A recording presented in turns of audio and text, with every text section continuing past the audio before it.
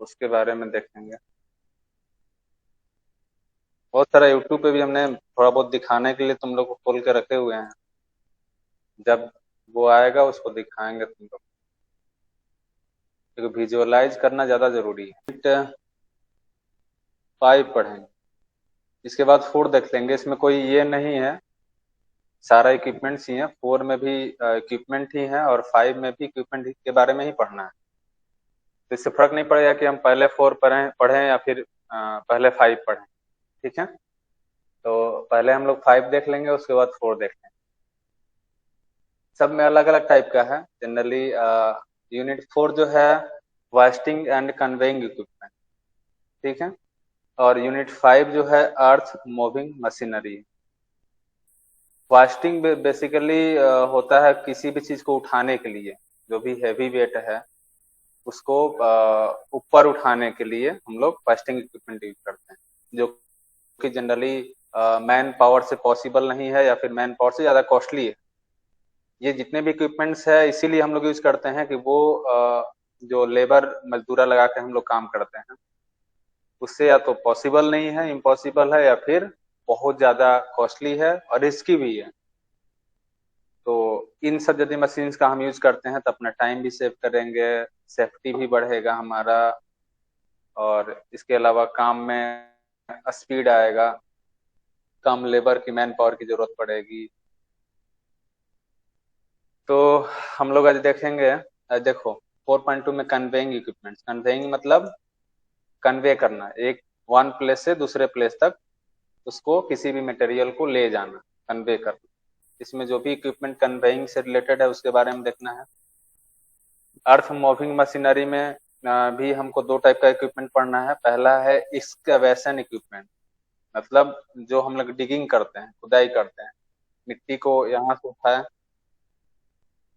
कहीं पे extra excess amount में सॉइल है, अर्थ है, तो उसको वहां से रिमूव करना। कहीं पे सॉइल की जरूरत पड़ती है जहाँ पे गड्ढा टाइप का है, वहां पे फिल करना। तो इन सब केस में एक्सकवेशन इक्विपमेंट की जरूरत पड़ता है। ठीक है, जैसे हो गया हमारा बुलडोजर हो गया, ये जनरली तुम लोग देखे होगे बुलडोजर। स्क्रैपर्स, हाँ सर। स्क्रैपर भी देखा होगा। ग्रेडर्स, ये जनरली लेवलिंग के लिए यूज करते हैं। ग्रेड मतलब सरफेस को लेवल करने के लिए ग्रेडर यूज करते हैं। स्क्रैपर भी यूज करते हैं, जनरली हाउलिंग के लिए यूज करते हैं। उसके बाद है पावर सेवल, ये भी बेसिकली एक्सकवेशन के लिए यूज करते हैं। और साथ साथ मान लो कि थोड़ा सा जो भी सरफेस है उससे नीचे तक एक्सकवेट करना है और किसी भी ट्रक में डंप करना है, तो उस केस में पावर सोवेल ज्यादा यूजफुल होता है। जेसीबी, जेसीबी भी जनरली तुम लोग इससे अवेयर हो गए। मोस्ट ऑफ द केस में हम लोग लोकली जेसीबी ही देखते हैं, जो भी काम पड़ता है, कोई गाड़ी फंस गया या फिर कैनाल का साफ सफाई है, तो उस केस में जेसीबी बहुत हेल्पफुल होता है।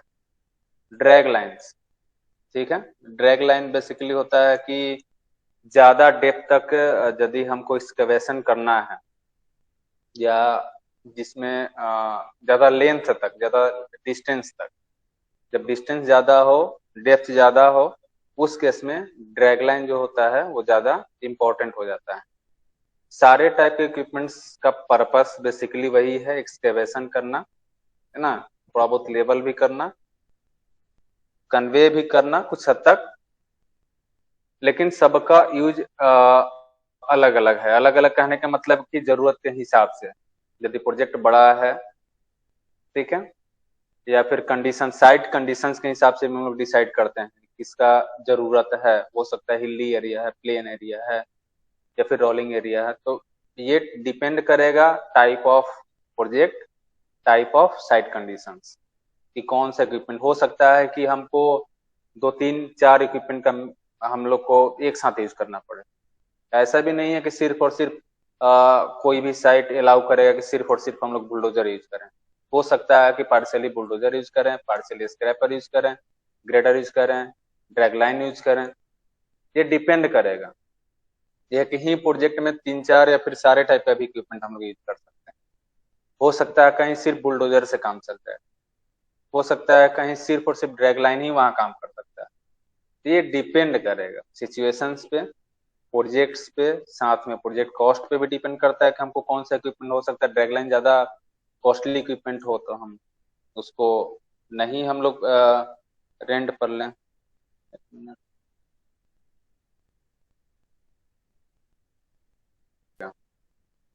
तो अब इसके बारे में हम लोग वन बाय वन करके देख लें, बुलडोजर्स के बारे में, स्क्रैपर्स, इसका हम लोग आउटपुट भी देखेंगे कैसे कैलकुलेट करते हैं। तो स्टार्ट करते हैं। पहला है ये जो हमारा यूनिट है, this unit describes the different types of excavating equipment used in construction. जो भी एक्सकेवेटिंग इक्विपमेंट्स होगा उसका कंस्ट्रक्शन में क्या यूज है उसके बारे में हम लोग चर्चा करेंगे। तो पहला हम लोग को पढ़ना बुलडोजर्स। तो bulldozers are very efficient excavating tools for short haul application up to 100 metre. ठीक है, बुलडोजर जो होता है ये लगभग 100 मीटर के डिस्टेंस के लिए ज्यादा इफिशियंट है एक्सकेवेट करने के लिए। ज्यादा दूरी के लिए ये ज्यादा इफिशियंट नहीं होगा, मतलब 100 मीटर के डिस्टेंस के लिए ये ज्यादा आउटपुट देगा, बेटर आउटपुट देगा। तो ये दो टाइप का होता है, यदि इसको क्लासिफाई हम लोग करें, ये दो टाइप का होता है। पहला होता है व्हील माउंटेड, दूसरा होता है क्रॉलर माउंटेड। व्हील माउंटेड मतलब बेसिकली इसमें टायर का व्हील लगा हुआ रहता है, और क्रॉलर में जनरली देखा होगा तुम लोग, चेन वाला सिस्टम रहता है, लंबा सा रहता है, टैंक वाला सर। ना? तो उसमें मतलब लोहे का टैंक चेन टैंक रहता है। जैसा, हाँ सर, टैंक जैसे चलता है वैसे ही वो चलता है सर। टैंक को केबिन केबिन रहता है ना ऊपर में। हम हाँ सर, उसका व्हील के बारे में बात कर रहे हैं। मतलब चेन यह से सर चलता है सर। चैन की तरह होता है सर। क्रॉलर मतलब रेंगने वाला, जैसा नाम है उसी टाइप का उसका काम भी। वो धीरे धीरे, उसका स्पीड कम रहेगा इसके तुलना में, लेकिन स्टेबिलिटी उसका ज्यादा रहता है। दोनों टाइप का जो बुलडोजर्स है उसका अपना अपना इम्पोर्टेंस है। ऐसा नहीं कि किसी को बेटर कह सकते हैं, दोनों अपने अपने जगह के लिए बेस्ट है। जहां पर हमारा व्हील माउंटेड काम कर सकता है वहां क्रॉलर भी कर सकता है, लेकिन जहां क्रॉलर कर सकता है जरूरी नहीं कि वहां पे व्हील माउंटेड कर सकता है। ठीक है, क्योंकि क्रॉलर जो होता है उसका स्टेबिलिटी ज्यादा होता है। जो उसका बियरिंग प्रेशर होता है टायर का, टायर तो उसमें रहता नहीं है, चेन रहता है, उस पर कम रहता है। वो दलदल वाली जमीन पे भी, ज्यादा स्लोप वाला एरिया में भी उसको हम लोग यूज कर सकते हैं। वो स्टेबल ज्यादा रहता है, क्योंकि जहां भी एक्सकेवेशन होता है वो वहां पे लेवल सरफेस हमको नहीं मिलता है, अंडुलेटिंग एरिया मिलता है। जैसे एक्सकेवेशन भी हो रहा है, ऐसा थोड़ी ना कि हम 100-200 फीट दूर तक एक्सकेवेट कर सकते हैं। जो भी टूल्स है, जो भी इक्विपमेंट्स है, वो अपने नियर बाई एरिया में एक्सकेवेट करेगा। तो जब नियर बाई एरिया में एक्सकेवेट करेगा तो वो जो इक्विपमेंट है उसका सेल्फ वेट बहुत ज्यादा होता है, तो उसका स्टेबिलिटी पर भी हमको ध्यान देना होता है। ऐसा नहीं कि एक्सकेवेशन हम अपना जो भी इक्विपमेंट है उसके आसपास में करें, दम व्हील के पास कर दें तो वो अनस्टेबलाइज हो जाए। तो स्टेबिलिटी की बात करें तो क्रॉलर माउंटेड जो बुलडोजर होगा उसका ज्यादा होता है। देख लेते हैं पॉइंट वाइज इसका एडवांटेज क्या क्या है दोनों का। तो व्हील माउंटेड का जो एडवांटेज है, हायर स्पीड देगा, ऑब्वियसली देगा हायर स्पीड, इसलिए कि ये टायर माउंटेड मतलब व्हील माउंटेड होगा। Elimination of hauling equipment for transporting the bulldozer to the side. इसमें क्या है कि इस इक्विपमेंट को, जिसे व्हील माउंटेड जो है, इसको किसी भी साइट पर ट्रांसपोर्ट करने के लिए हमको अलग से कोई बड़ा मशीन की जरूरत नहीं पड़ेगी इस पर कि हम लोग रख के इसको ले जाएं। ये सेल्फ सस्टेनेबल है, जहां पे जरूरत पड़ेगा ये ऑटोमेटिक जा सकता है। जैसे ट्रैक्टर है, कहीं भी इसको जहां पे भी हमारा साइट है वहां ले जा सकते हैं, इसके लिए अलग से उसको ट्रक पे लाद के ले जाने की जरूरत नहीं है। दूसरा है greater output, specially when significant travelling is required. जब हमको एक्सकेवेशन करना होता है, ऐसा नहीं कि एक्सकेवेट करते हैं वहीं पे फेंक देते हैं, एक्सकेवेशन कोई मतलब नहीं है। एक्सकेवेशन मतलब वहां पे एक्सकेवेट किए और जहां पे हमको जरूरत है या फिर जहां पे हमको डंप करना वहां डंप किए।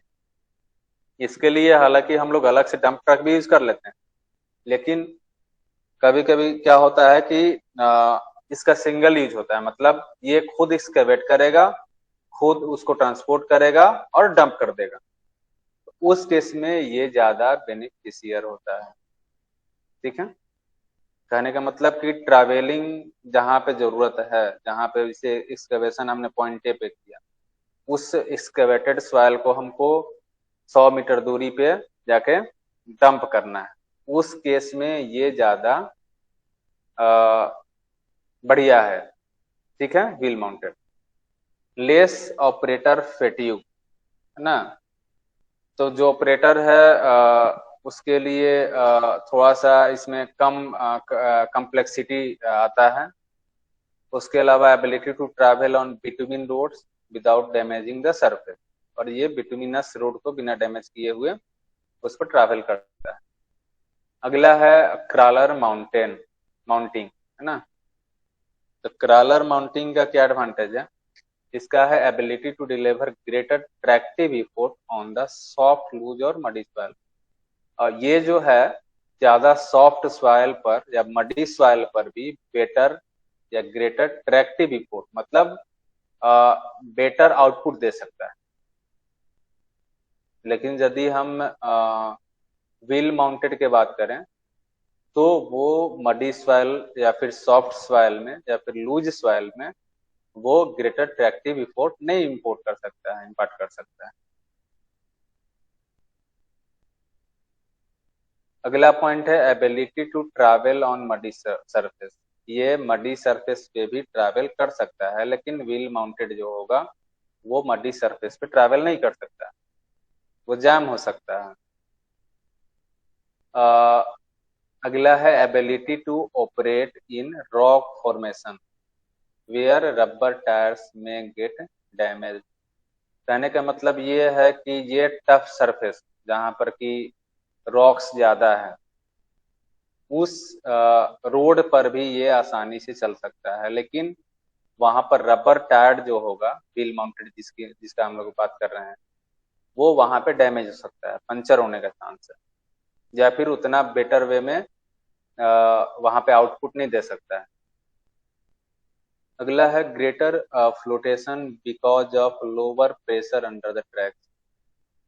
कहने का मतलब ये है कि इसका जो व्हील होगा चेन टाइप का होता है, चेन सीरीज में होता है, तो उस पे जो प्रेशर लगता है वो व्हील माउंटेड के केस में की तुलना में कम लगता है। इसको इसलिए हम लोग बोल सकते हैं कि इसका जो फ्लोटेशन होगा वो ज्यादा होगा। ठीक है, किसी भी ट्रैक पर। अगला है greater use versatility on jobs. कहने का मतलब है कि ये देखो, इसको भी हम लोग सब जगह यूज कर सकते हैं, जहां भी हम व्हील माउंटेड है यूज कर सकते हैं, इसको भी यूज कर सकते हैं। लेकिन जहां जहां इसका यूज कर सकते हैं उसको व्हील माउंटेड को वहां पे यूज नहीं कर सकते हैं, इसीलिए इसको बोल सकते हैं ग्रेटर यूज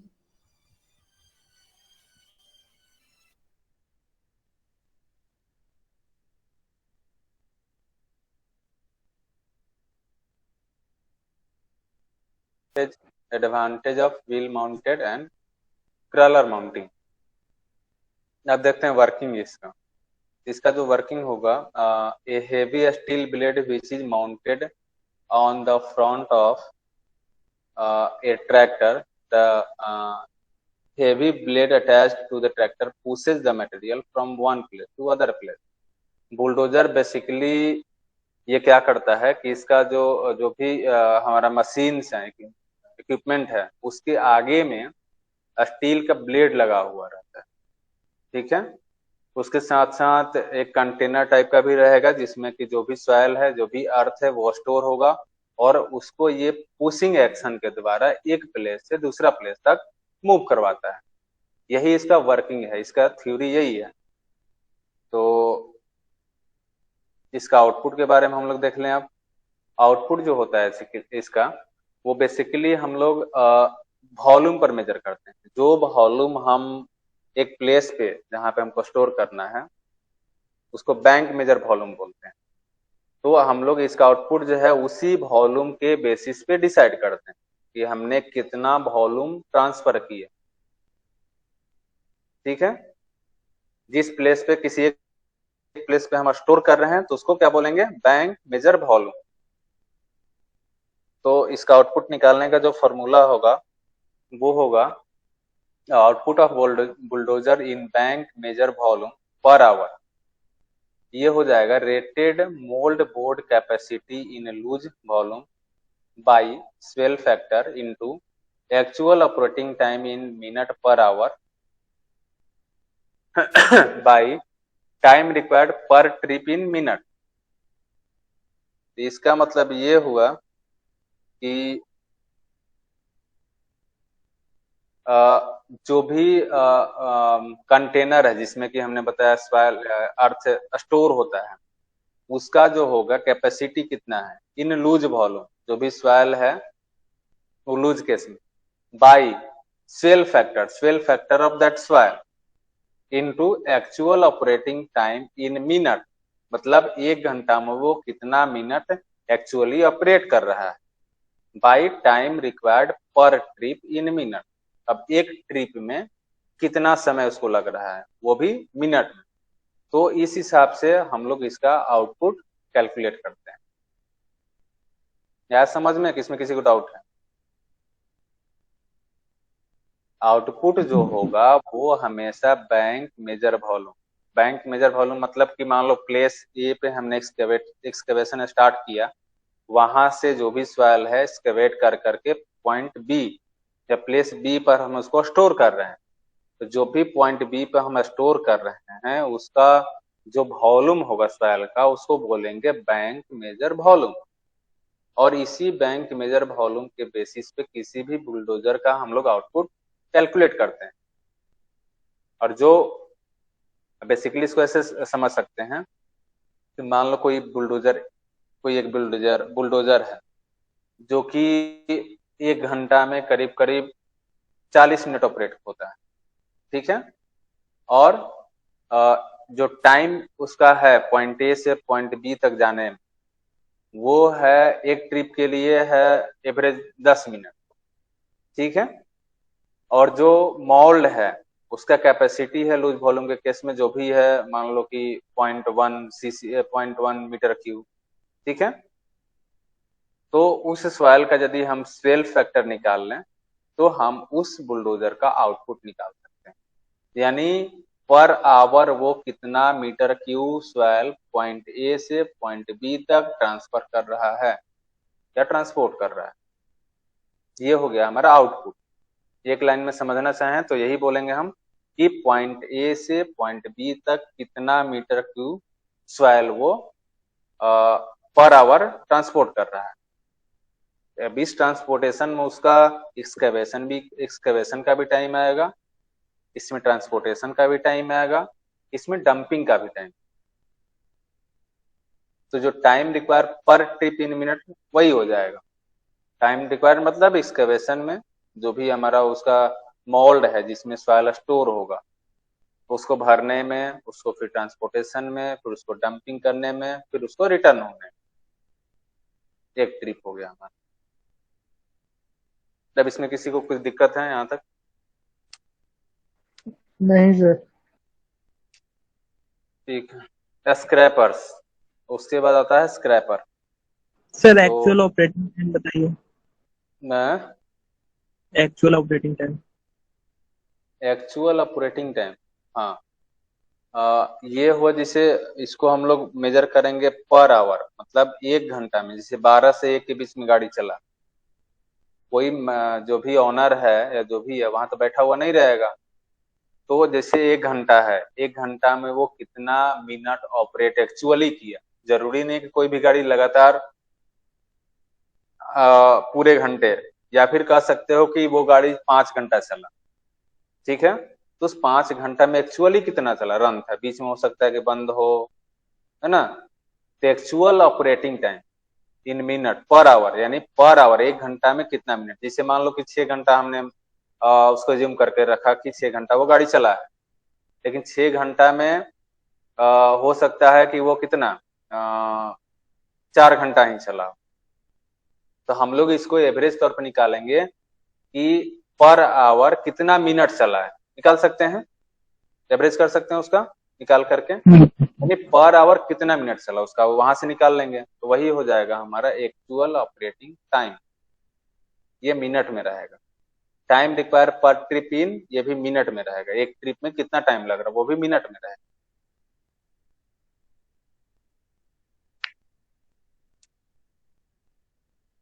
ठीक है।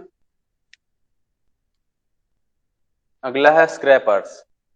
Scrappers are self-operating earth-moving equipment designed to dig, load, haul, and discharge materials at desired place, and thus spread material over the required area without depending on the other equipment. ये जो scraper है, ये scraper multipurpose होता है, ये excavate भी कर सकता है, ठीक है, इसको डिगिंग बोलते हैं, हॉल भी कर सकता है, लोड भी कर सकता है, डिस्चार्ज भी कर सकता है, और स्प्रेड भी कर सकता है। जैसे मान लो कि कोई भी हमारा फील्ड है, प्लेग्राउंड है, उसको लेबल करना है, वो हो सकता है कि अंडुलेटिंग एरिया हो, प्लेन नहीं हो, तो उस केस में ये जहाँ पे मान लो कि लेबलिंग करना है, उसको लेबल करना है, जहाँ पे अर्थ ज्यादा हो, जहाँ पे सॉइल ज्यादा हो, वहां से कट करके जहाँ पे गड्ढा हो वहां भर भी सकता है, या फिर पूरे मान लो जो फील्ड है उसको और डाउन करना है, तो पूरा सॉइल एक्सकेवेट करके किसी दूसरे प्लेस में भी ले आ सकता है।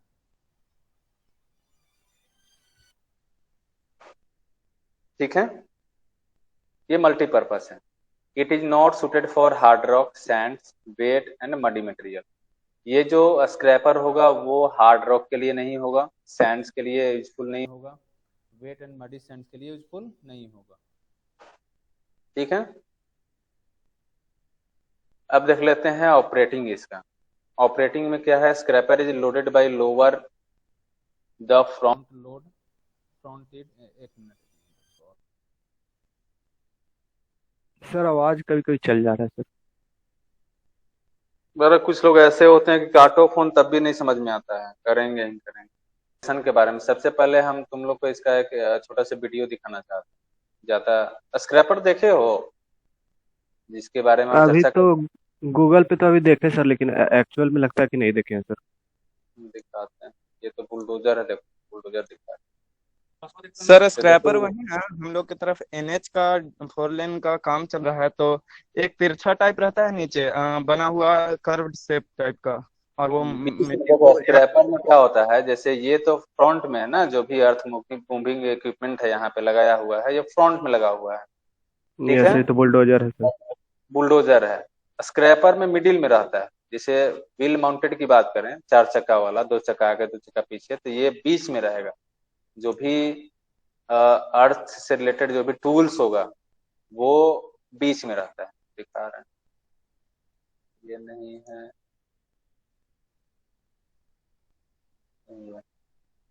देखो ये बढ़िया एनिमेटेड वीडियो हमको वही देख रहे थे, सब कलेक्ट कर रहे थे तुम लोग को दिखाने के लिए। दिख रहा है? हाँ दिख रहा है यस सर। थोड़ा पहले से और दिखा, देखो और कुछ है इसमें, बॉवेल हाइट, एप्रॉन हाइट, ये सब देख लो, एलिवेटर्स एंड इजेक्टर्स, ये सारा इसका कंपोनेंट है, उसका नाम दिखा रहा है।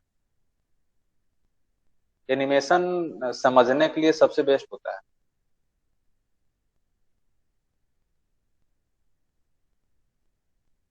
देखो इसमें ब्लेड जो है यहाँ पे लगा हुआ है, जो अर्थ को एक्सकैवेट करेगा, और ड्यूरिंग मूवमेंट ये जो बकेट टाइप का है इतना बड़ा, इसी में सारा जो सॉइल है वो स्टोर हो जाएगा। स्टोर होने के बाद यहाँ पे लॉक कर देगा।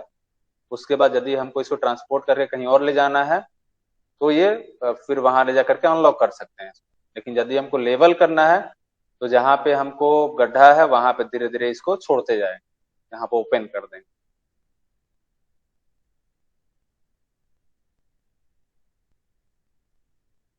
Ready to dig.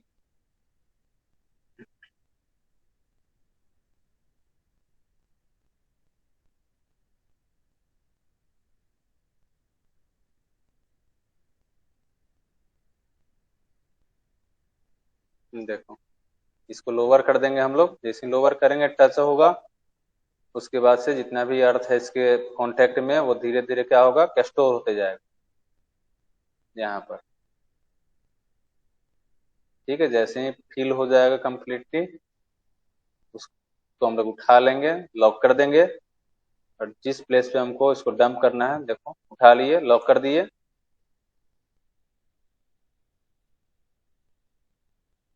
देखो उसके बाद यदि हमको लेबल करना है, जहाँ पे सरफेस का हाइट कम है, वहां पे हम लोग इसको ओपन करके बाहर निकलने के लिए अलाउ कर देंगे। समझ में आ रहा है ना प्रोसेस? हाँ, प्रोसेस तो यस समझ सर, गया सर। समझ गए। Yes sir. ठीक है, अब इसी को एक बार हम लोग पढ़ लेते हैं।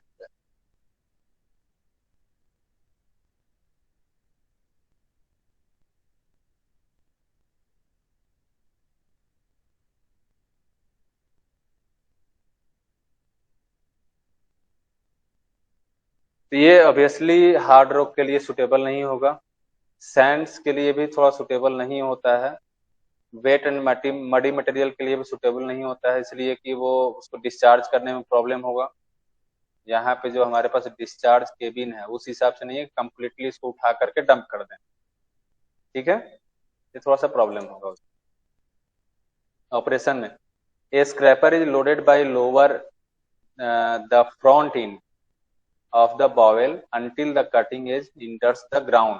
At the same time, the earth may run into the bowel. कहने का मतलब है जो भी उसका फ्रंट इंड है स्क्रैपर का, स्क्रैपर बेसिकली कहने का मतलब है कि बाउल, जो कटोरा जिसमें कि स्टोर होगा, इसको हम लोअर करेंगे सबसे पहले। लोअर करके जो भी अर्थ सरफेस है उसके टच में लाएंगे, थोड़ा सा इम्बेड कराएंगे। चूंकि ये रनिंग कंडीशन में गाड़ी रहता है हमारा, तो वो धीरे धीरे क्या होगा कि हमारा सॉइल जो होगा, जो भी अर्थ होगा, वो धीरे धीरे इसमें बाउल में स्टोर होना स्टार्ट हो जाएगा।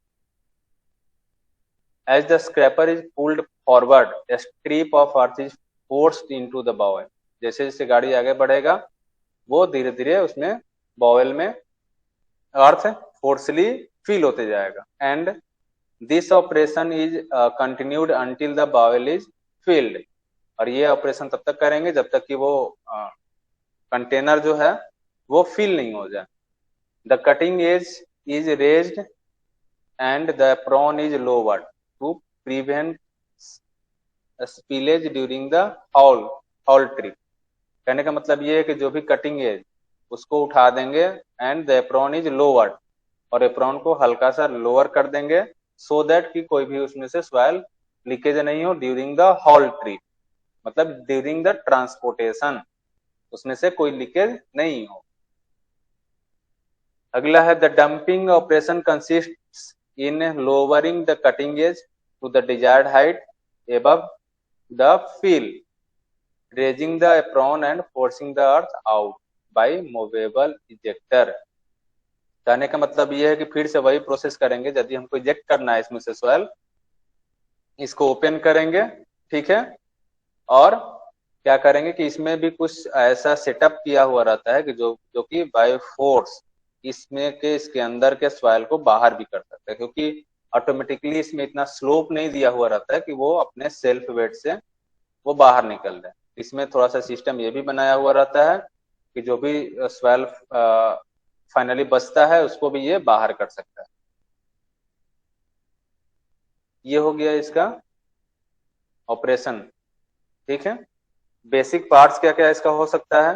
बावेल हो गया जो कि सॉइल मटेरियल को कंटेन करेगा। कटिंग एज जो स्टार्टिंग में जो भी सॉइल है उसको कट करेगा। Apron, it is a wall in front of bowl which opens and close to regulate the flow of earth. जो एप्रॉन होगा वो यहाँ पे ये वाला पोर्शन एप्रॉन होगा, ये ओपन होगा, क्लोज होगा, जो कि रेगुलेट करेगा। जैसे हमको इसमें सॉइल फिल करना है तो पार्शियली ओपन रहेगा, धीरे धीरे फिल होते जाएगा। जैसे हमको सॉइल इसमें से डिस्चार्ज करना है तो इसको फुली ओपन कर देंगे हम लोग।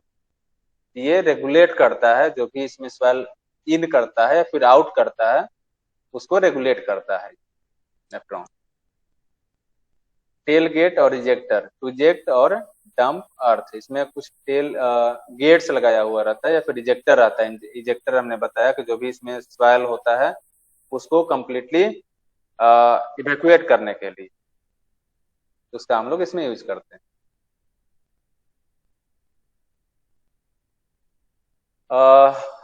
कुछ पॉइंट्स है जैसे for short haul distance 50 to 100 metre a bulldozer is economical. कहने का मतलब ये है कि शॉर्ट डिस्टेंस 50 से 100 मीटर तक जो बुलडोजर होगा वो ज्यादा इकोनॉमिकल होगा if the distance is more than 100 metre, means between 100 metre to 150 1500 metre है। Scraper is more economical.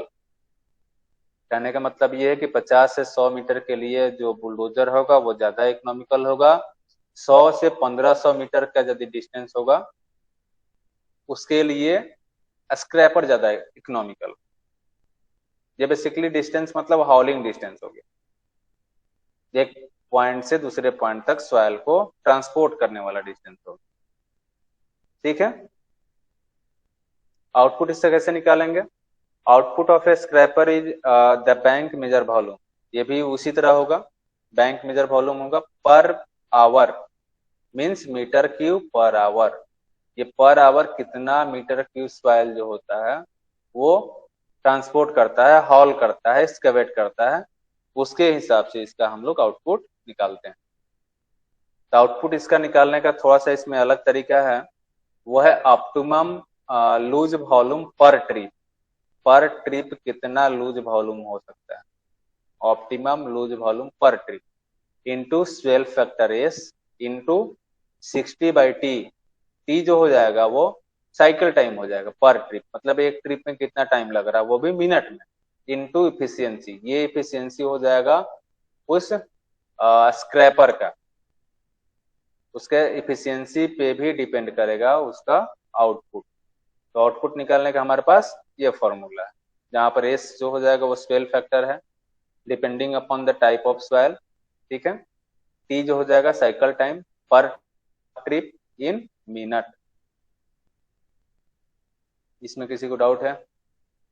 ये फॉर्मूला है, इसको तुम लोग को याद करना पड़ेगा।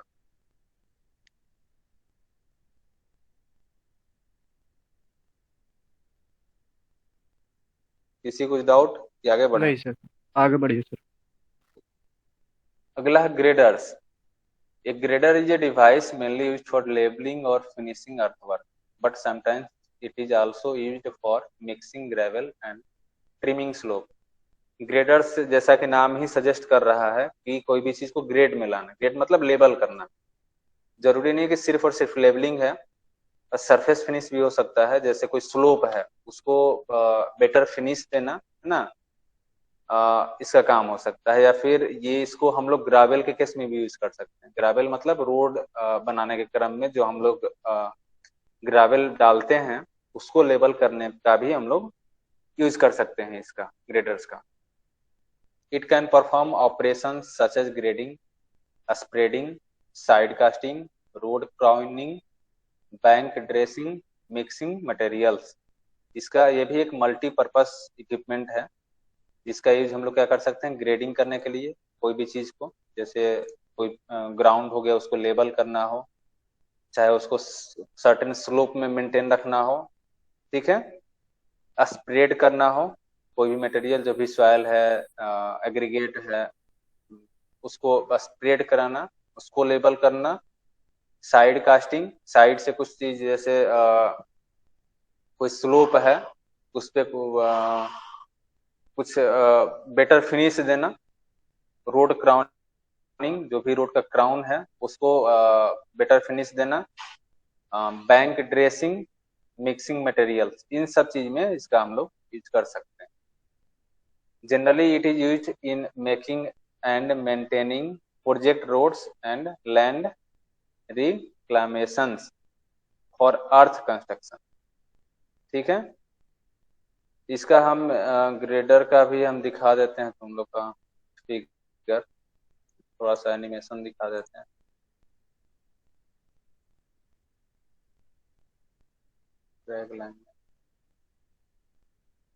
हाँ, ये देखो ग्रेडर।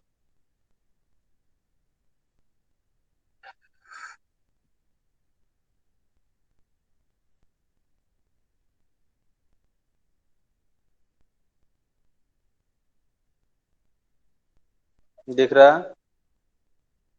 हाँ दिख यस रहा है सर। सर।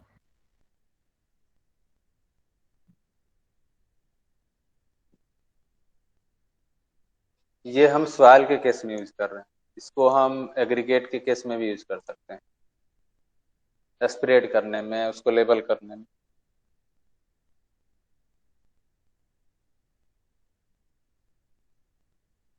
देख लो कितना खतरनाक ढंग से काम कर रहा है, जहां पर कि नॉर्मल ट्रैक्टर या फिर नॉर्मल इक्विपमेंट काम नहीं कर सकता है। स्टेबिलिटी कितना बढ़िया है इसका।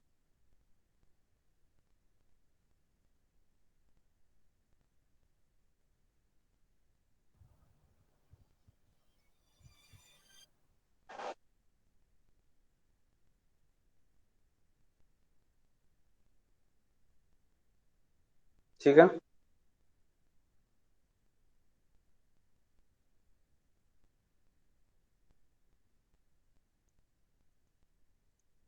सर इसमें मिक्सिंग कहने का मतलब है कि लाइम वगैरह या कुछ सीमेंट वगैरह मिलाना हुआ तो उसमें यूज करेंगे हाँ सर। देखो, अब मान लो कि तुमको मिक्सिंग करना है, तो दो टाइप के मटेरियल है, तुम एक साथ दोनों को डंप कर दिया एक जगह पे, मैंने हाँ सर। सटा करके, एक पॉइंट ए और पॉइंट बी दोनों सटा हुआ है। पॉइंट ए पे मटेरियल ए है, पॉइंट बी पे मटेरियल बी है। अब इस ग्रेडर से तुम मिक्स नहीं कर सकते हो, देखो तो हाँ उसी सर। तरीके से ये ढेर दिया हो, उसी मिक्सिंग कर सकते हो इसका। वर्किंग है, during grading the machine normally moves forward, entire length of the road surface being graded is traversed before reversing the blade for the second cut and traveling in the reverse gear। कहने का मतलब ये है कि during grading the machine normally moves forward, जब grading हमको करना है तो मशीन क्या होगा, फॉरवर्ड डायरेक्शन में मूव करेगा। Entire length of the road surface being graded is traversed before reversing the blade for the second, क्या है सेकंड कट ही है सर। कट है, and second cut and travelling in the reverse gear. कहने का मतलब है यदि हमको ग्रेडिंग करना हो तो सबसे पहले जो स्क्रैपर है ना, हम लोग पढ़ रहे हैं, ग्रेडर्स पढ़ रहे हैं सॉरी, ग्रेडर सर। जो ग्रेडर होगा वो सबसे पहले हम फॉरवर्ड डायरेक्शन में एक बार मूव, पूरा थ्रोली मूव करा लेंगे जितना भी हमारा एरिया है, एक बार फॉरवर्ड डायरेक्शन, उसके बाद हम लोग रिवर्स डायरेक्शन में उसको फिर से मेंटेन करने के लिए उस इक्विपमेंट को मूवमेंट देते हैं। मतलब पहले जैसे होता है ना एक चार्ज, तो पहली बार में पूरा एरिया को फॉरवर्ड डायरेक्शन में हम लोग इक्विपमेंट को मूव करा करके लेबल कर लेंगे जो भी करना होगा, उसके बाद हम रिवर्स गियर अप्लाई करेंगे। ठीक है। Entire length of the road surface, यदि हम रोड की बात करें तो इंटायर सरफेस जो भी होगा वो सबसे पहले फॉरवर्ड डायरेक्शन में मूव करेगा इंटायर लेंथ पर, उसके बाद वो फिर बैकवर्ड डायरेक्शन में उस पर मूव करेगा। ऐसा नहीं कि एक जैसे मान लो कि रोड का तुम्हारा लेंथ 8 मीटर है, तो ऐसा नहीं कि 4 मीटर जो उसका लेंथ बोल रहे हैं, विड्थ की बात बोल रहे हैं, यदि उस रोड का विड्थ 8 मीटर और उस स्क्रैपर का ब्लेड का लेंथ 4 मीटर, तो ऐसा नहीं कि हम 4 मीटर पहले फॉरवर्ड डायरेक्शन में चल दिए, half portion half width cover कर लिए, और दूसरा हाफ जो विड्थ है वो बैकवर्ड डायरेक्शन नहीं, जो भी लेंथ जो भी विड्थ होगा वो 8 मीटर पहले फॉरवर्ड डायरेक्शन में उस पर गाड़ी मूव करेगा, उसके बाद बैकवर्ड डायरेक्शन मूव करेगा। यानी इंटायर लेंथ जितना भी लेंथ है उसको एक बार फॉरवर्ड डायरेक्शन में उस पर ट्रैवर्सिंग करवाएंगे, उसके बाद बैकवर्ड डायरेक्शन में वो गाड़ी मूव करेगा। Alternatively the machine is return in higher gear to start the second cut in forward motion. ठीक है, ये अल्टरनेटिवली होगा, the machine is return in higher gear to start the second cut in forward motion. कहने का मतलब अगला बार जो फिर हम लोग मूवमेंट देंगे वो हायर गियर में देंगे। हायर गियर कहने का मतलब ये है कि ज्यादा स्पीड से देंगे। ठीक है, जो भी हम लोग इक्विपमेंट उस पर यूज करेंगे, स्टार्टिंग में स्पीड कम रहेगा, उसके बाद ऑब्वियसली कम भी रहेगा क्योंकि मटेरियल वहां पे जो हिप फॉर्म में रहता है वो, तो उस पे हम ज्यादा हम स्पीड से नहीं चला सकते हैं। तो स्टार्टिंग जो फर्स्ट कट होगा वो कम स्पीड से होगा, सेकेंड कट होगा वो ज्यादा स्पीड में होगा। During grader application the top gear is used only for travel when no cutting और hauling is done. During grader application, the top gear is used only for travel when no cutting or hauling is done. The lowest gear for abnormally heavy work such as moving on steep grades or doing fine finishing.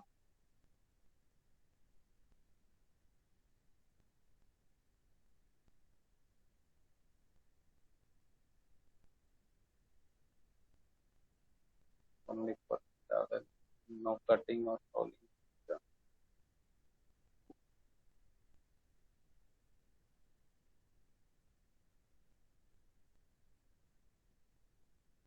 Basically वही है, कहने का मतलब ये है कि जब speed तब ज्यादा रखेंगे जब हमारे पास कोई भी कटिंग करने के लिए बचा नहीं हो। जैसे जो भी रॉ मटेरियल है उसको हम लोग एक जगह स्टोर कर देते हैं रोड पे, तो कटिंग करने का मतलब ये हो गया कि उस पर फर्स्ट राउंड जो हम लोग गाड़ी चलाएंगे उस पर, तो उस जो भी रॉ मटेरियल को कट करने के लिए, स्प्रेड करने के लिए, तो उसमें कम स्पीड से करेंगे। अगला बार जो हम लोग उस पर चलाएंगे वो थोड़ा ज्यादा स्पीड में चलाएंगे। ठीक है। The blade tilt and pitch should be set at a more acute angle to the ground surface for cohesive swells than for granular swell। कहने का मतलब ये है कि जो भी उस ब्लेड का पिच और टिल्ट जो होगा वो कोहेसिव स्वैल के लिए ज्यादा एक्यूट एंगल पर होगा कंपेयर टू ग्रेनुलर स्वैल। ग्रेनुलर स्वैल में जो भी टिल्ट होगा, जो भी पिच होगा, वो ज्यादा एंगल पे हम लोग सेट कर सकते हैं। लेकिन इन केस ऑफ कोहेसिव स्वैल जो भी ब्लेड का टिल्ट और पिच जो होगा, टिल्ट और पिच समझ में आ रहा है? हाँ सर, उसको एक एंगल पे ब्लेड को सेट करते हैं सर, और इंक्लाइन इंक्लाइनेशन हाँ, इंक्लाइनेशन पिच क्या हो गया? पिच, पिच मतलब जैसे ऐसा नहीं कि सिर्फ और सिर्फ एक ब्लेड रहता है, उसमें छोटा छोटा दांत बहुत सारा रहता है ना, तो पिच मतलब उसका एक दूसरे के बीच का डिस्टेंस हो गया पिच। ये सब जो सेटिंग होगा वो जो होगा एक्यूट एंगल पर होगा, फॉर किसके लिए? कोहेसिव स्वैल के लिए। लेकिन ग्रेनुलर स्वैल के लिए हम लोग ज्यादा रख सकते हैं, एक्यूट एंगल से ज्यादा है, पर्टिकुलरली ग्रेनुलर स्वैल से ज्यादा हम लोग रखते हैं। ठीक है। आउटपुट इससे कैसे निकालेंगे? The output is generally expressed in units of area means metre square. अब इसका बेसिक काम होता है ग्रेडर का स्प्रेड करना, लेवल करना। तो हम लोग इसका आउटपुट जो भी निकालेंगे ये कितना एरिया कवर किया, कितना एरिया को लेवल किया, इसका हम लोग मीटर स्क्वायर पर आवर के हिसाब से निकालेंगे। ठीक है। तो the output is usually expressed in units of metre square covered by the machine per hour. मतलब एक घंटा में कितना मीटर स्क्वायर ये जो एरिया है वो कवर करता है। कवर करने का मतलब कि हमारा एरिया लेवल करता है। ठीक है। तो उस हिसाब से इसका हम लोग आउटपुट निकालेंगे। This area is equal to the effective width of the blade multiplied by the average hourly speed of the motor grader during the pass. ठीक है। कहने का मतलब ये जो हम लोग एरिया निकालेंगे वो निकालेंगे जो भी इफेक्टिव विड्थ ऑफ ब्लेड होगा। इफेक्टिव विड्थ मतलब टोटल कितना उसका इफेक्टिव विड्थ ऑफ ब्लेड है, multiplied by average hourly speed of the motor, कितना उसका स्पीड है, एवरेज आवरली स्पीड। इन दोनों को मल्टीप्लाई कर देंगे तो हमारा आउटपुट निकल जाएगा। ठीक है। When side casting or grading with blade at an angle, the width actually covered by the machine should be used in finding the area. When the side casting or grading with blade at an angle, the width actually covered by the machine should be used in finding the area. देखो यहाँ पे थोड़ा सा missing है, eight acute angle या फिर कुछ होगा यहाँ पे, एंगल का वैल्यू मिस हो गया है ना. Even the side casting or grading with blade at an angle, the width actually covered by the machine should be used in finding the area. यहाँ पे कुछ चीज मिसिंग है, हमको ध्यान नहीं पड़ रहा है. कुछ एंगल का वैल्यू दिया हुआ होगा, चाहे वो एक्यूट या परपेंडिकुलर जो भी है 90 डिग्री हो, कुछ ना कुछ इसमें वैल्यू होगा, वो मिसिंग है. उसके हिसाब से जो विड्थ होगा, the width actually covered, N के बाद तो एक्यूट ही होना चाहिए सर. हाँ एक्यूट ही होना चाहिए, कि राइट के पहले तो ए होता. राइट, हाँ हाँ. The width actually covered by the machine should be used in finding the area. The effective width of the blade is therefore important. इसलिए इफेक्टिव विड्थ जो होगा वो ज्यादा इंपॉर्टेंट होता है ग्रेडर के केस में. अगला है पावर सोवेल. पावर सोवेल भी तुम लोग देखा होगा, है ना. इसका फिगर कुछ इस तरह से होगा, जिसमें कि एक बूम होगा. ये हमारा केबिन है, जो भी मशीन है. यहाँ पे ड्राइवर भी होगा यहाँ पे, ठीक है. ये माउंटिंग है. माउंटिंग मतलब इसके अबाउट ये मूव कर सकता है. सेंटर ऑफ फाउंडेशन ये है. ये है हमारा बूम, ये वाला, ठीक है. और ये है हमारा डीपर. डीपर जिसमें कि सॉइल स्टोर होगा, एक्सकेवेट भी करेगा, ठीक है. ये डीपर स्टिक है ना. डीपर जो होगा, डीपर स्टिक के थ्रू जुड़ा हुआ रहेगा. डीपर स्टिक का जो पर्पस है वो है डीपर को पेनिट्रेशन प्रोवाइड करना. मतलब जो भी सॉइल है उसको उसमें जो भी डीपर है उसको सॉइल में इम्बेड कराने की कोशिश करेगा ये डीपर स्टिक. ये जो वाइस्ट रोप है ये इसको ऊपर खींचने का काम करेगा, ठीक है. कहने का मतलब जब भी एक्सकैवेशन होगा इसमें दोनों फोर्स लगाना होगा, एक धंसाने वाला, एक ऊपर उठाने वाला. डिपर जो होगा वो इसको धंसाने का काम करेगा सॉइल में, और जो भी वाइस्ट लाइन है ये इसको ऊपर खींचने का काम करेगा, ठीक है. तो इसका हम लोग फिगर देख लिए. बेसिकली ये shovel is a tool for digging, lifting and moving bulk material such as soil, coal, gravel, sand, etc. तो हम लोग जो पावर सोवेल है इसका यूज कहाँ करते हैं? सॉइल को, ग्रेवल को, कोल को, सैंड को, इस सबको डिग करने में. डिग के साथ साथ ये ट्रांसपोर्ट भी कर सकता है. ट्रांसपोर्ट मतलब हॉल कर सकता है एक प्लेस से दूसरे प्लेस तक. इसके अलावा यदि मटेरियल हमको ज्यादा हैंडल करना है तो हम लोग डंप ट्रक भी यूज कर सकते हैं. जो भी सॉइल एक्सकेवेट होगा पावर सोवेल से, उसको डायरेक्टली हम लोग डंप ट्रक में डाल सकते हैं इसके मदद से, ठीक है. When shovel is mounted on power vehicle, it is called as power shovel. जब ये when shovel is mounted on power vehicle, it is called as power shovel. कहने का मतलब जब ये पावर व्हीकल पे माउंटेड रहेगा पावर shovel, इसको क्या बोलेंगे? Power shovel. जो भी shovel है इसको हम लोग shovel कह सकते हैं. बेसिकली shovel किसको बोलते हैं? देखो, shovel मतलब बेसिकली फावड़ा टाइप का होता है. जब इसको हम लोग पावर के साथ अटैच कर देंगे तो ये पावर सोवेल, नहीं तो ये फिर जनरली सोवेल रहेगा जो हैंड ऑपरेटेड होता है. यहाँ पे क्या हो गया? ये पावर ऑपरेटेड हो गया, इसीलिए इसको क्या बोलते हैं? Power shovel. Power shovel are used mainly to excavate earth and load into trucks और ट्रैक्टर्स ड्रॉन बाय वैगन. जो पावर सोवेल है उसका हम लोग कहाँ यूज करते हैं? एक्सकेवेट करने के लिए सॉइल, और उसको ट्रक में लोड करने के लिए. Power shovel can excavate all types of earth except solid rock without prior loosening. कहने का मतलब ये है कि ये ज्यादा सुटेबल होता है सॉफ्ट सॉइल के लिए. सॉलिड रॉक्स के लिए ये सुटेबल नहीं है. यूज कहाँ कहाँ है इसका? यूज है excavate the earth and to load the trucks. जो भी है मिट्टी को खुदाई करना और उसको ट्रक में लोड करना। Can excavate all types of earth except hard rock, hard rock को छोड़ के ये सारा टाइप के जो भी सॉइल है उसको एक्सकेवेट कर सकता है। Suitable for close range works, कहने का मतलब ये भी है कि ये ज्यादा दूरी तक का एक्सकेवेशन नहीं कर सकता है। यहाँ मशीन है तो मशीन के आसपास में ही ये कर सकता है, इसका रेंज बहुत कम होता है। ठीक है, तो the basic parts of a power shovel include mounting, cab, boom, dipper, stick, dippers, dipper, stick and dipper. यहाँ तक किसी को डाउट है पावर शॉवेल का?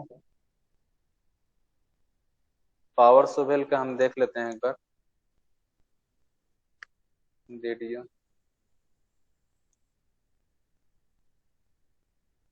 देखो पावर शॉवेल बेसिकली यही है हमारा डिवाइस, बहुत सिंपल है।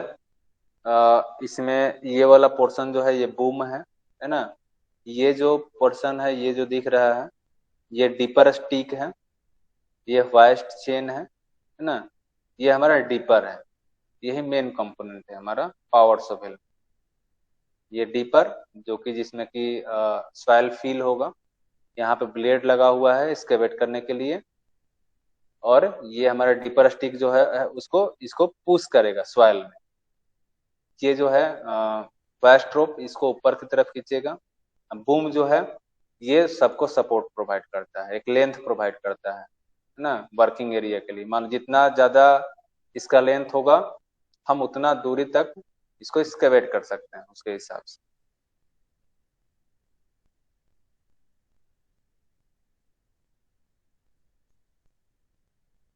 Operation of power shovels, operation हम लोग देख लें। Position the shovel near the face of the earth to be excavated. सबसे पहले क्या करेंगे कि जो भी शॉवेल है, शॉवेल किसको बोल रहे हैं हम, इसको बोल रहे हैं, इसको मतलब यहाँ पे डीपर जो है, सबसे पहले क्या करेंगे कि जहां पे हमको खुदाई करना है, एक्सकेवेशन करना है, वहां पे ले जाएंगे इसको। उसके बाद the dipper is lowered to the floor of the pit with the teeth pointing into the face. जो भी उस डिपर का टीथ होगा उसको हम लोग क्या करेंगे, the dipper is lower to the floor of pit with the teeth pointing into the face. जो भी उसका टीथ होगा उस डिपर का, उसको हम लोग जहां पे भी एक्सकेवेट करेंगे उस डायरेक्शन में उसको एडजस्ट कर लेंगे। उसके बाद the penetrating force is applied through the dipper shaft and at the same time tension is applied to the hoist line to pull the dipper up along the face of the pit। कहने का मतलब ये है कि इसके बाद जैसे ही हम इसको पोजीशन कर दिए, यहाँ पे ला दिए, तो डिपर स्टिक की मदद से इसको इसमें पेनेट्रेट कराएंगे। उसके जस्ट बाद हम लोग क्या करेंगे, वाइस्ट लाइन जो है, वाइस्ट केबल है, उसके थ्रू इसको ऊपर खींचेंगे। ऊपर खींचेंगे तो क्या होगा, जो भी सॉइल है इसके सराउंडिंग में वो इसमें फील हो जाएगा, और उसके बाद इसको फाउंडेशन के अराउंड जो भी है रोटेट करवा करके जहां भी हमको ट्रक में डंप करना है वो हम डंप कर सकते हैं।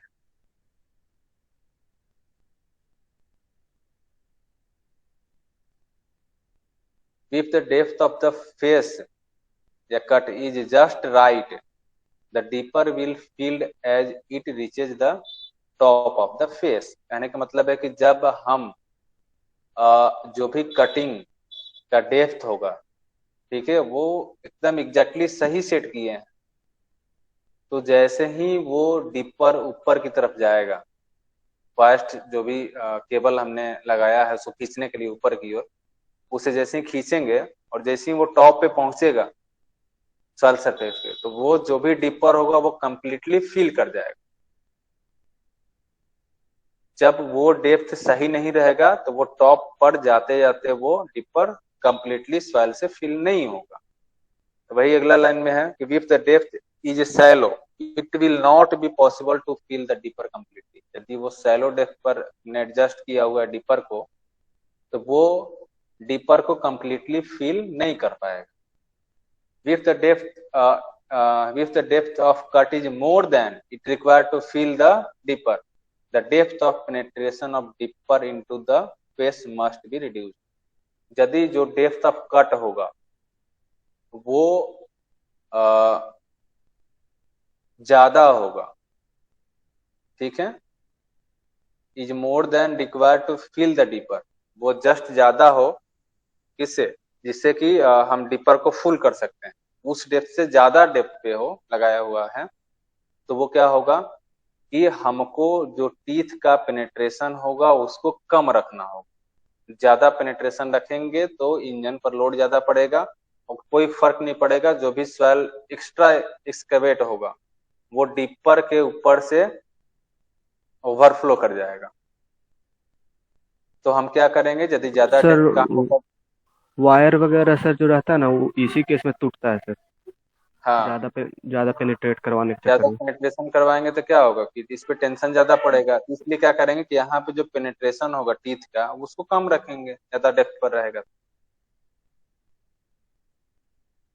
ऑब्वियसली हाँ इसका सर। पेनिट्रेशन यदि हम ज्यादा रखेंगे तो इस जो भी वायर है, वायर्स लाइन है, इस पे ज्यादा टेंशन आएगा तो टूटने का भी चांस ज्यादा होगा। तो हमको यही मैनेज करके रखना है कि ज्यादा डेप्थ पे यदि हमको एक्सकवेशन करना होगा तो जो डिपर स्टिक है उसमें कम प्रेशर अप्लाई करना होगा, यानी टीथ का पेनिट्रेशन कम रखना होगा।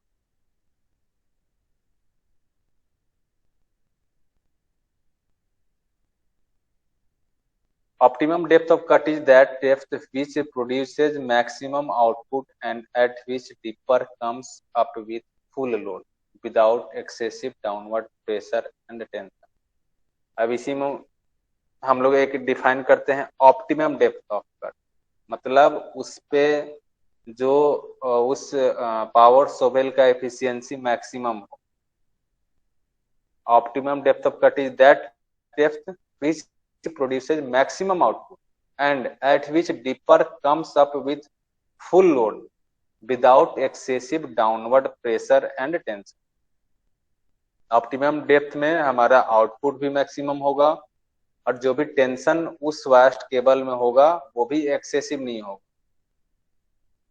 जो भी टेंशन प्रेशर लगता है वो भी एक्सेसिव नहीं होगा, और जो डिपर होगा वो कंप्लीटली फिल हो जाएगा। उसी डेप्थ को हम लोग ऑप्टिमम डेप्थ ऑफ कट बोले। इस पर एफिशिएंसी भी मैक्सिमम हो, हमारा जो पावर सोबेल है वो भी सेफ हो रहे। इसका आउटपुट कैसे निकालेंगे, तो आउटपुट इसको निकालने के लिए हमारे पास फॉर्मूला है लूज वॉल्यूम ऑफ डिपर, ठीक है, लूज वॉल्यूम कितना है उसका बाई 1 प्लस स्वेल फ्रैक्शन।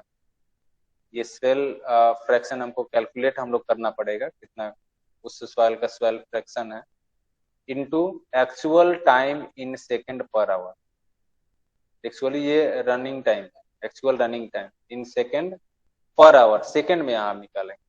उसके बाद साइकिल टाइम पर सेकंड। अब यहाँ साइकिल टाइम डिपेंड करेगा कि हाउलिंग भी हम कर रहे हैं कि नहीं कर रहे हैं। यदि हाउलिंग नहीं कर रहे हैं तो सिर्फ और सिर्फ जैसे एक बार हमने डिपर को फिल किया, ट्रक में डंप किया, ठीक है, उसके बाद हम फिर से रिटर्न होंगे साइट पे जहां पे हमको एक्सकवेशन करना है, तो जो भी टाइम एक साइकिल में लगेगा, ठीक है, उसको हम लोग सेकंड में यहाँ लिखेंगे। उसके बाद efficiency of that machine, efficiency कितना है, इस तरह से हम लोग इसका आउटपुट निकाल सकते हैं। It is expressed in metre cube per hour. इसका भी हम लोग क्या एक्सप्रेस करेंगे, मीटर क्यूब, मतलब ये 1 घंटे में कितना मीटर क्यूब सॉइल जो है एक्सकेवेट करना है। एक्सकेवेट के साथ साथ डंपिंग भी उतना ही होगा, जितना डंपिंग हो उतना एक्सकेवेशन होगा, based on bank measure volume. सबका जितना भी हमका मेजरमेंट हमारा होगा वो सब बैंक मेजर वॉल्यूम ही होता है। बैंक मेजर मतलब हमने बताया थोड़ा देर पहले, उसी के बेसिस पे सब यहाँ पे आउटपुट हम लोग निकालेंगे या मेजर करेंगे। Output depends upon class of material, depth of cutting, angle of swing, job condition and skill operator. Operator कितना स्किल है इस पर भी डिपेंड करे। हो सकता है कि वो ऑप्टिमम डेप्थ ऑफ कट से ज्यादा यूज कर रहा हो, कम यूज कर रहा हो, तो वहां पे हमारा आउटपुट उस पावर सोबेल का कम जाएगा।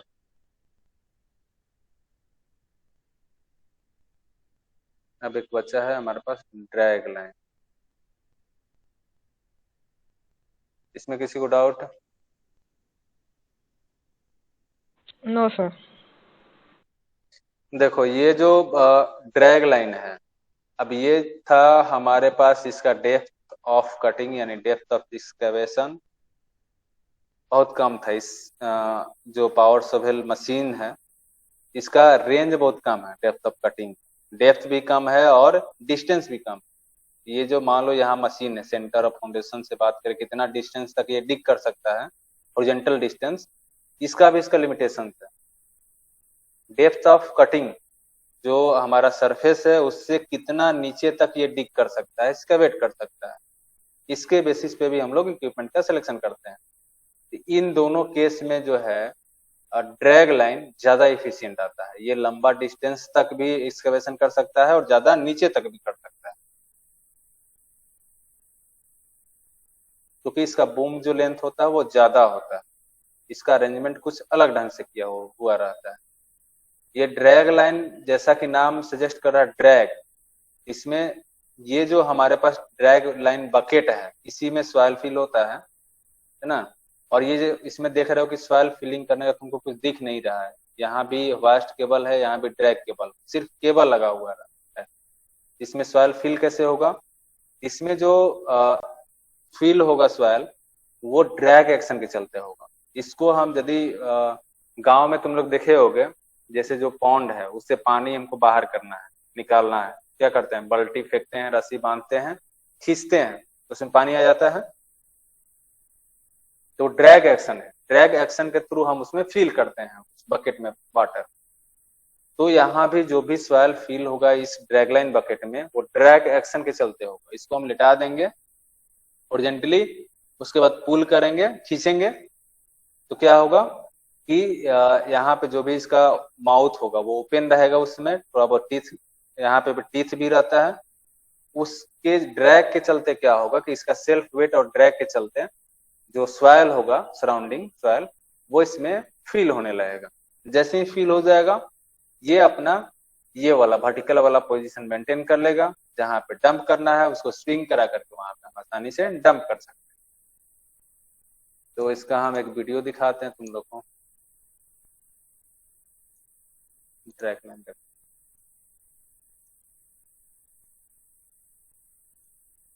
ये ड्रैग एक्शन है, दिख रहा है? बड़ा कर दें?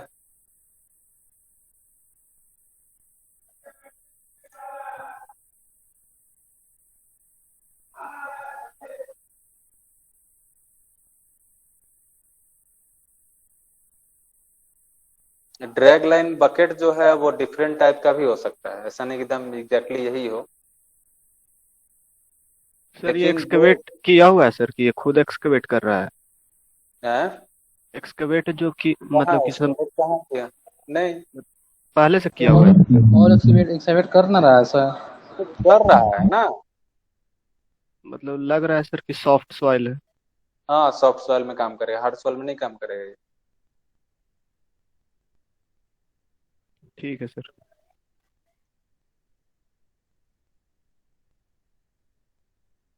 ये दलदल वाला जो मर्सी लैंड है उसमें भी बहुत बेहतरीन काम करेगा, लेकिन बकेट का जो शेप होगा उसको अल्टर करना होगा। देख लो कितना इसका रेंज है।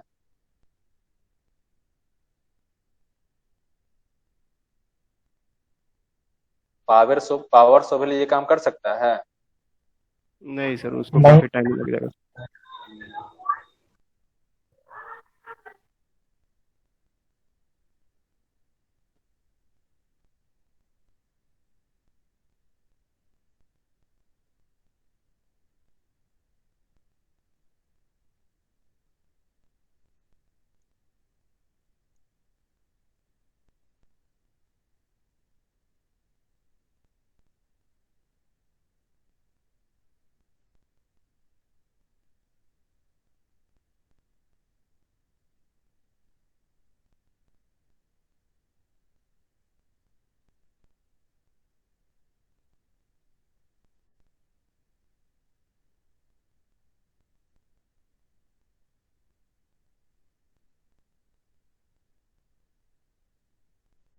ड्रैग लाइन का जो कंपोनेंट है इसमें भी वही होगा, वास्ट केबल होगा तो खींचने काम में करेगा। ड्रैग केबल है, ये भी खींचने काम करेगा इसको। ड्रैग बकेट है जिसमें कि सॉइल स्टोर होगा। वास्ट चेन है जो कि ड्रैग बकेट को रिजिडली होल्ड किए हुए रहेगा। क्रेन बूम है, ये बूम है, ये सब चीज को सपोर्ट करके रखेगा। पूरा बकेट जो भी इसका वेट है, इसको कंट्रोलिंग वाला वास्ट केबल है, इन सब चीज को ये सपोर्ट करेगा। और ये डायरेक्टली केबिन से जुड़ा हुआ रहेगा। Draglines are used to excavate earth and load into haul units. इसको ट्रक में भी लोड करने के लिए यूज करते हैं, सच एज ट्रक्स, और to deposit it on spoil banks and embankments near the place from where it is excavated. तो ड्रैग लाइन जो होता है वो एक्सकेवेट करने का काम आता है, और साथ साथ जो हम इसको ट्रक में भी लोड कर सकते हैं। जो भी एक्सकेवेटेड सॉइल है उसको ट्रक में डाल सकते हैं, या फिर दूसरा साइड में स्पॉइल बैंक भी हम लोग इसका बना सकते हैं। जो भी सॉइल हम एक्सकेवेट किए दूसरा साइड में डंप करके स्पॉइल बैंक भी बना सकते हैं। ये इसका एडवांटेज है। Size of drag line is expressed by the size of its bucket. किसी भी ड्रैग लाइन का यदि हम साइज की बात करें तो ये साइज उसके बकेट के साइज पे के टर्म में एक्सप्रेस किया जाता है। जितना बड़ा बकेट होगा उसी हिसाब से उस ड्रैग लाइन का साइज हम एक्सप्रेस करेंगे। It may operate on natural firm ground. ये नेचुरल फर्म ग्राउंड जो लेवल ग्राउंड है उस पे भी ऑपरेट कर सकता है। Whip it has a long boom. बोलो सर, ड्रैग लाइन का साइज क्यूबिक मीटर में करेंगे ना, वॉल्यूम में? हाँ, it may operate on natural firm ground. If it has a long boom, then it can dispose of the earth in one operation without the need for haul units. यदि boom का length ज्यादा हो तो वो एक operation में excavate भी कर देगा और उस एक्सकेवेटेड सॉइल को हॉल भी कर सकता है। कहने का मतलब है कि एक्सकेवेशन किया और दूसरे प्लेस पे डंप कर दिया, उसके लिए होल इक्विपमेंट को मूवमेंट यानी मूव करने की जरूरत नहीं, वो सिर्फ रोटेशन के जरिए, जैसे हमने दिखा ना यहाँ पे। हाँ सर, वीडियो में तो वही किया था। हाँ, इसका कोई मूवमेंट मतलब कि अपने पोजीशन से हॉरिजॉन्टल मूवमेंट नहीं, वो रोटेशनल मूवमेंट के थ्रू ही अपना दोनों पर्पस फुलफिल करेगा। एक्सकेवेशन प्लस हॉलिंग दोनों कर सकता है। It can excavate below it's level and under water. ये अपने लेवल से नीचे भी एक्सकेवेट कर सकता है और पानी के अंदर भी एक्सकेवेट कर सकता है। It can excavate trenches without shoring. ये गड्ढा भी खान सकता है। विदाउट सोरिंग कहने का मतलब है कि जो भी उसका एरिया है उसको डिस्टर्ब किए। ऐसा नहीं कि जैसे मान लो कि पावर सोवेल से हम एक्सकेवेशन कर रहे हैं तो क्या होता है कि हो सकता है कि वो ज्यादा पावर अप्लाई कर दे ड्यूरिंग पेनिट्रेशन, तो क्या होता है कि आसपास का जो भी उसका सराउंडिंग्स है वो भी इफेक्ट हो जाता है, क्रैकिंग डेवलप कर जाता है। तो ये जो एक्सकेवेशन होगा ये एकदम शांत भाव से होगा, अगल बगल ज्यादा डिस्टर्बेंस क्रिएट नहीं करेगा। क्योंकि देख रहे हो कि इसमें जो भी फीलिंग हो रहा है बकेट में वो सिर्फ और सिर्फ ड्रैगिंग एक्शन के चलते हो रहा है, उस पर कोई हम एडिशनल प्रेशर नहीं अप्लाई कर रहे हैं। ऑपरेशन में वही हमने बता दिया, excavation is started by swinging the empty bucket to the digging position, at the same time loosen the drag and the waste cable.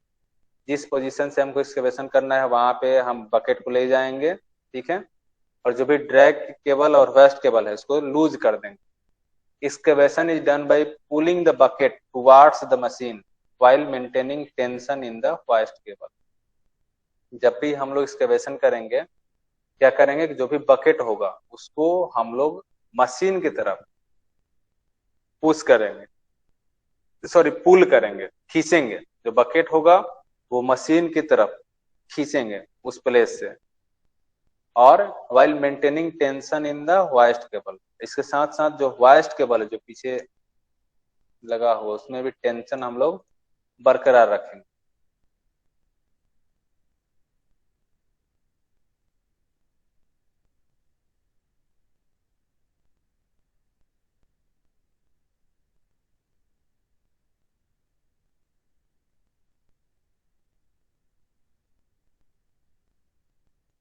देखो जो बकेट है ये बड़ा वाला, इसको हमको हॉरिजेंटल रखने के लिए या फिर पोजीशन मेंटेन रखने के लिए हमको कहीं ना कहीं वास्ट केबल में भी हमको थोड़ा बहुत टेंशन मेंटेन रखना पड़ता है।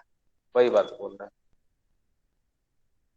When the bucket is filled, the operator takes in the vast cable while playing out the drag cable. When the bucket is filled, the operator takes in the vast cable while playing out the drag cable.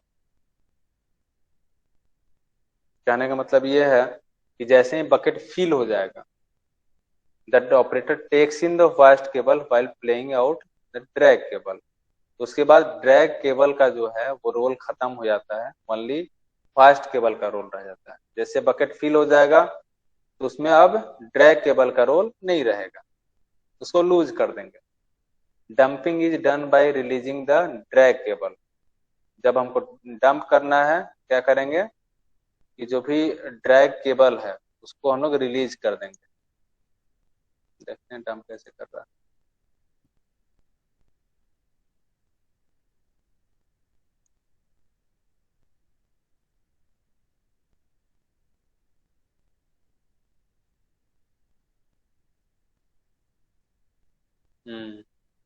देखो drag cable को loose किया, दिख रहा है यहाँ पे। देखो फिर से देखना। हाँ दिख रहा है सर। ये जो अभी है वहाँ नीचे वाला, हाँ ये लॉक ड्रैग कर केबल दिया है। सर उतना पे। हाँ ये ड्रैग केबल है नीचे वाला, ये फास्ट केबल है। जहां पर डंप करना होगा इसको लूज कर देगा, ऑटोमेटिक वो डंप हो जाएगा। देखो धीरे धीरे लूज हो रहा है, ये लूज हो रहा है ऐसे इस फॉर्म में, डंप हो गया।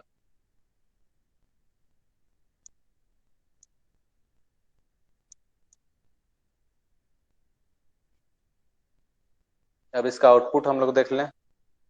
The job and management factors may be used for obtaining the probable output of a drag line.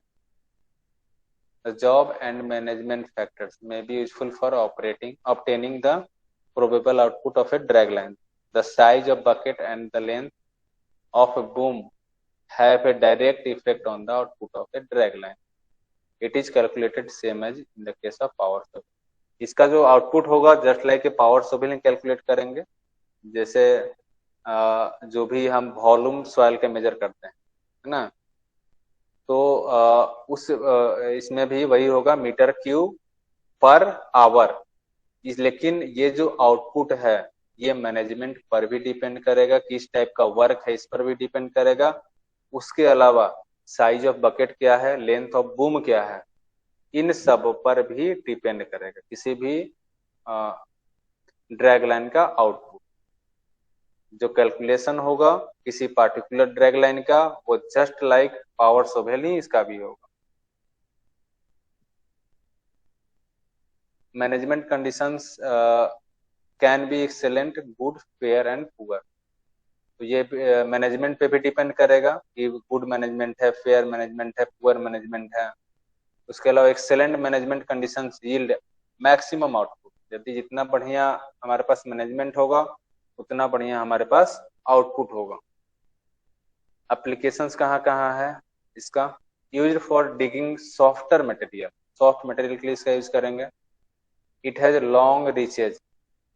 इसका जो एप्लीकेशन है वो ज्यादा डिस्टेंस तक इसको हम लोग अप्लाई कर सकते हैं। जैसे डिगिंग हमको लॉन्ग डिस्टेंस तक करना है, ज्यादा डेप्थ तक करना है, उस केस में हम लोग कर सकते हैं।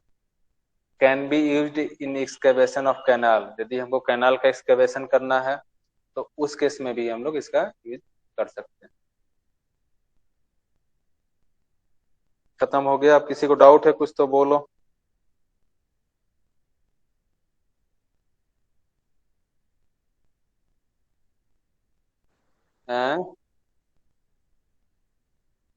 हेलो, मैनेजमेंट करने का मतलब है क्या स्किल पर्सन से रिलेटेड है क्या सर? मैनेजमेंट सब चीज से रिलेटेड। ऑपरेटर। एग्जैक्टली। ऑपरेटर किस टाइप का, क्योंकि इसमें भी डिपेंड करता है ना। अब जो स्किल्ड लेबर होगा ऑब्वियसली ज्यादा आउटपुट देगा, होगा ना। कहाँ हाँ पे सर। हमको कितना एंगल। एग्जैक्टली। हालांकि मैनेजमेंट फैक्टर तो हर जगह इम्पोर्टेंट है, चाहे पावर सोवेल है या फिर ड्रैग लाइन है।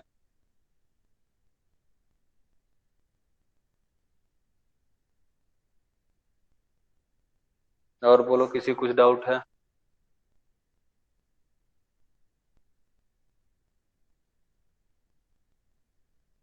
सबका output basically bank measure volume पर होता है। बैंक मेजर वॉल्यूम ऐसा नहीं है कि किसी बैंक पर का जो किनारा है उस पर का, कहने का मतलब कि जो भी सॉइल एक्सकेवेट हुआ कहीं ना कहीं हम यूज करते होंगे उसका, जितना एक्सकेवेशन हुआ यदि हम उसको मेजर कर रहे हैं तो वही बैंक मेजर वॉल्यूम हो जाएगा। कहीं डंप कर रहे हैं, जहां पर डंप कर रहे हैं जो भी उस सॉइल का वहां पे वॉल्यूम होगा वो बैंक मेजर वॉल्यूम कहलाएगा।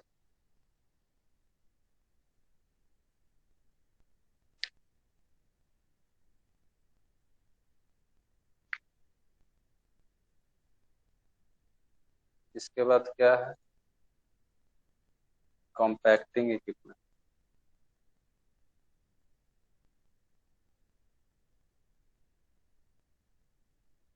डॉलर से $4, ठीक है। तो अटेंडेंस ले लें। हाँ ले लीजिए सर।